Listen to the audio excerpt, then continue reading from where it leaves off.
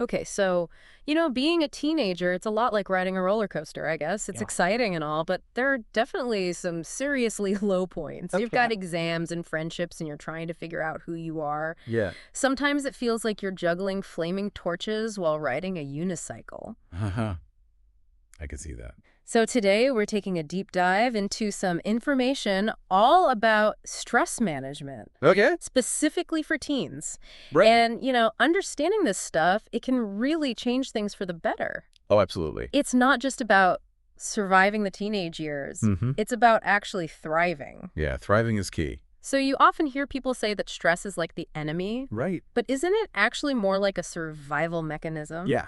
Like Yeah. something we got from our caveman ancestors? It's like imagine you're facing down a woolly mammoth. Oh, wow. That's stress in action. Yeah. It's supposed to help you face those challenges head on. So it's like our internal alarm system. It Yeah. goes off when Yeah. we run into a challenge.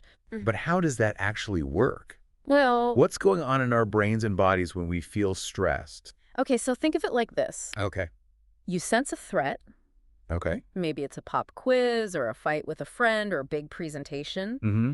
And then your brain sets off this chain reaction of hormones, Right. starting with adrenaline and cortisol. Okay, I've definitely heard of those. Adrenaline, it's like the first responder. Oh, It gives you that instant energy boost. Your Yeah. heart speeds up, blood starts That's like pumping. an emergency. Exactly. What about cortisol? Cortisol's more like the manager. Okay. Comes in to regulate your energy and keeps everything running smoothly. So it's a whole hormonal party in there. Uh-huh. You could say that. But if stress is supposed to be helpful, why does it feel so awful sometimes? Well, that's where we get to the difference between good stress and bad stress. Oh, okay, I've heard of those too. Yeah, good stress or eustress is that motivating feeling you get before a big game Oh, or a performance. like I'm ready for this. Yeah, you're focused and ready to do your best. Right. But when the stress is chronic, Oh. when it's just constant and relentless, it becomes distress. Distress. And that's when it starts to cause real problems for your mind and body. So it's like having a superpower Uh-huh. that can either boost you up or totally drain you, Right. depending on how you use it. Exactly. But how can we tell the difference? So How do we know when it's working for us and when it's working against us? that's the key question. Yeah. And it all starts with understanding how stress affects you, both mentally and physically. Okay. In the short term, that rush of adrenaline and cortisol can actually be good. Really? Yeah, can make you focus better, or improve your reaction time, Wow. and even boost your immune system when you're facing immediate danger. So it's like a temporary upgrade for your system. Yeah, you could think of it that way. That's amazing. But here's the thing. What's that? If you're stressed for too long, it's like you're running your engine on overdrive. Eventually, something has to give. Yeah. I can't run on 5 hours of sleep and constant worry forever. Exactly. So what are some signs that stress is starting to wear us down?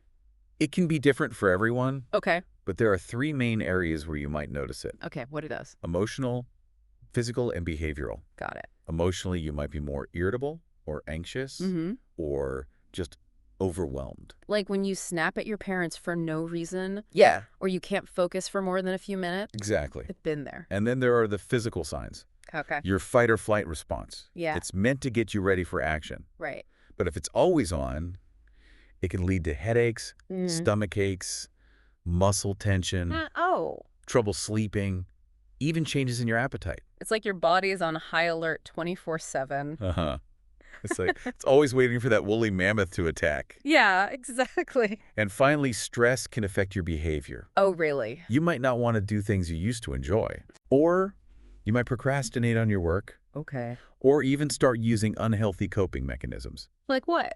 like eating too much or spending hours online. Oh, wow. So it's like stress hijacks your normal routine Exactly. and it makes you do things you wouldn't normally do.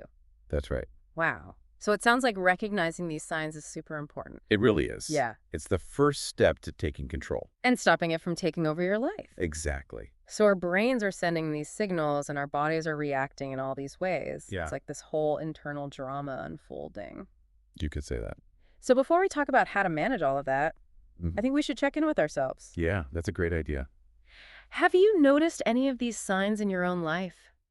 Yeah, think about how you've been feeling lately emotionally, physically, behaviorally. Yeah. It's good to check in with yourself regularly and see if stress is creeping in. Absolutely. So once you see the signs, then you can start taking steps to manage it.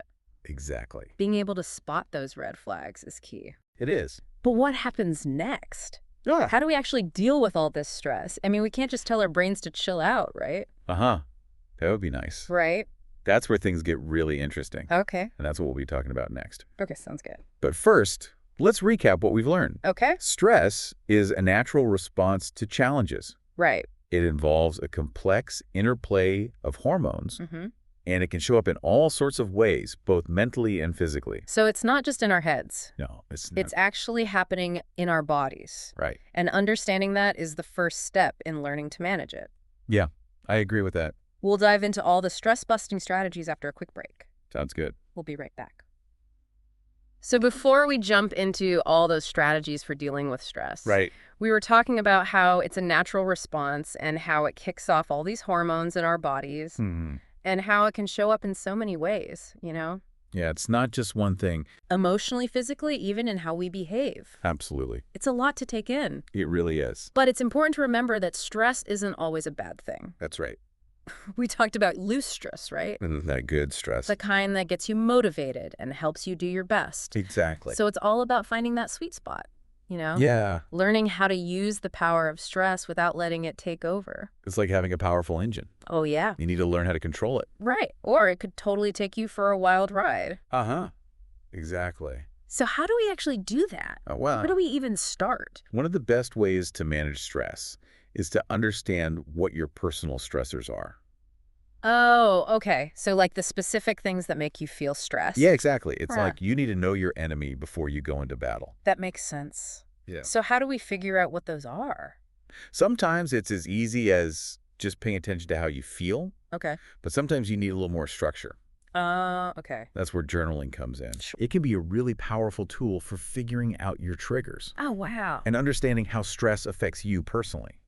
So it's not just about writing down what you had for lunch. Yeah. You're actually analyzing your stress. Exactly. Are there specific ways to journal that are better for this? There are a few techniques that work really well. Like what? One is to keep a stress diary. Oh, okay. A stress diary. Every time you feel stressed, Uh, you just write down the date and time, okay. what was happening, and how you reacted emotionally and physically. Okay. You can even rate your stress level on a scale from 1 to 10.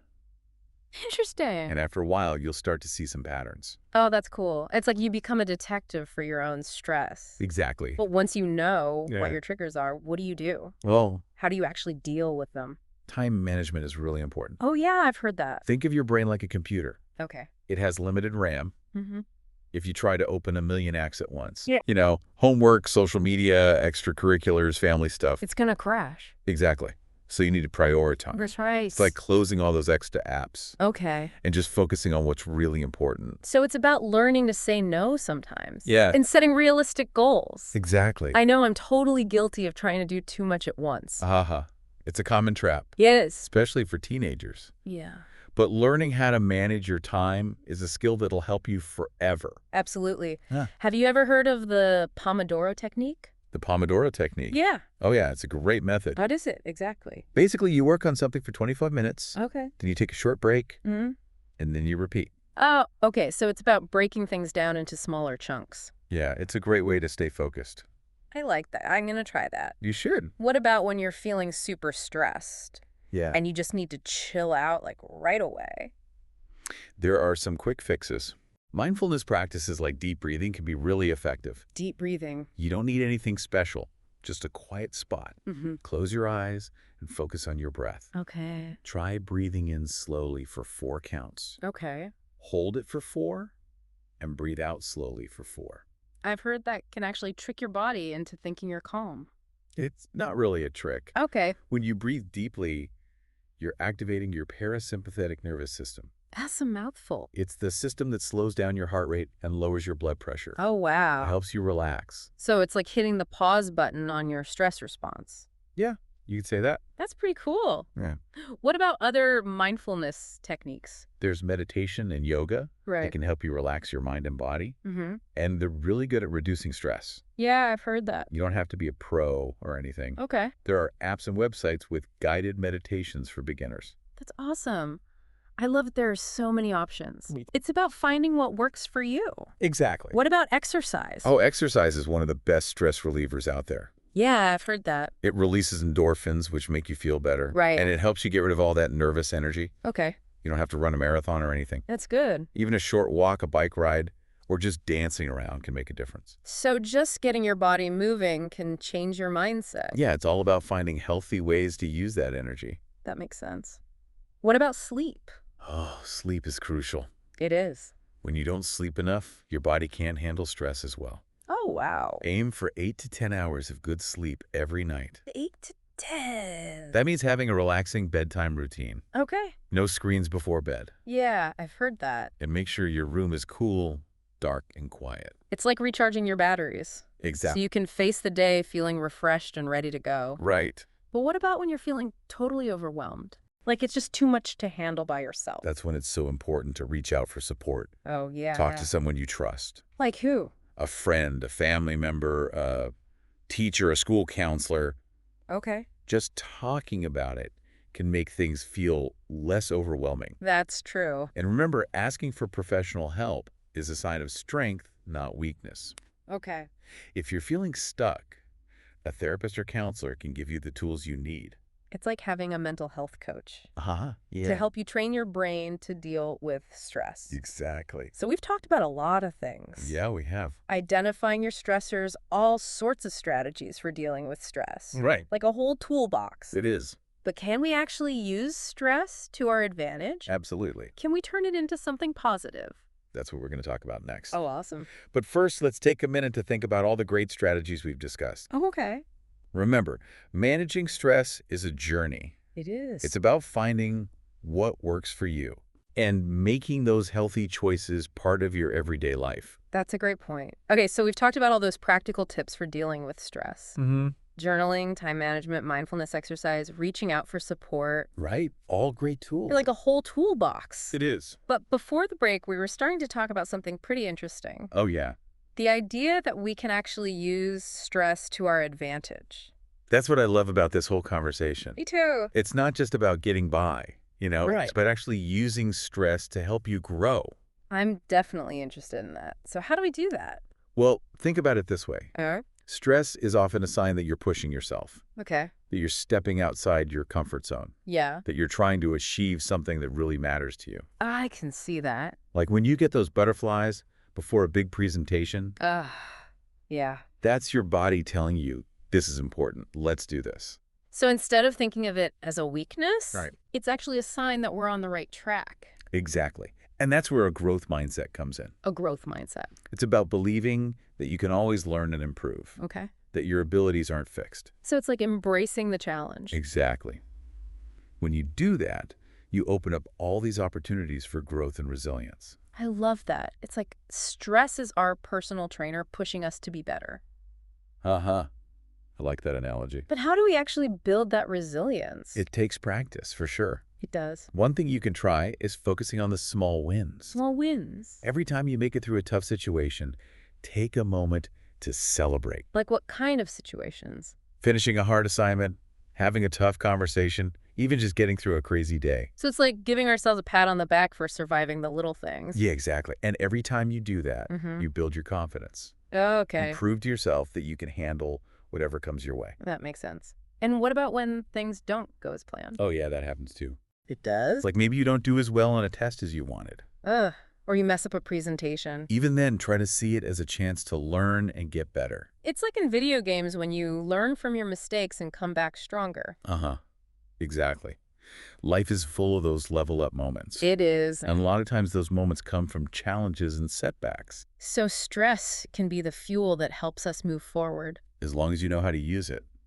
This has been such an eye-opening deep dive. It has. We went from the science of stress to practical tips to actually using stress to our advantage. It's a whole new way of thinking about it. It really is. I hope everyone listening feels like they have the tools to not just manage stress, Mhm. but to use it to grow and become more resilient. Me too. Yeah. That's what it's all about. So as we wrap things up, I want to leave you with this thought. Okay. What challenges are you facing right now that might actually be opportunities for growth? That's a great question. How can you look at things differently and use those challenges to become stronger? I encourage everyone to think about that. Thank you so much for joining us on this deep dive into stress management for teens. It's been a pleasure. We hope you learned some valuable things and feel ready to take charge of your well-being. Absolutely. Remember, stress is a part of life, but it doesn't have to control you. That's so important to remember. With the right mindset and the right tools, you can learn to deal with those tough situations and come out stronger on the other side. I completely agree. Until next time, stay curious, stay kind, and stay resilient.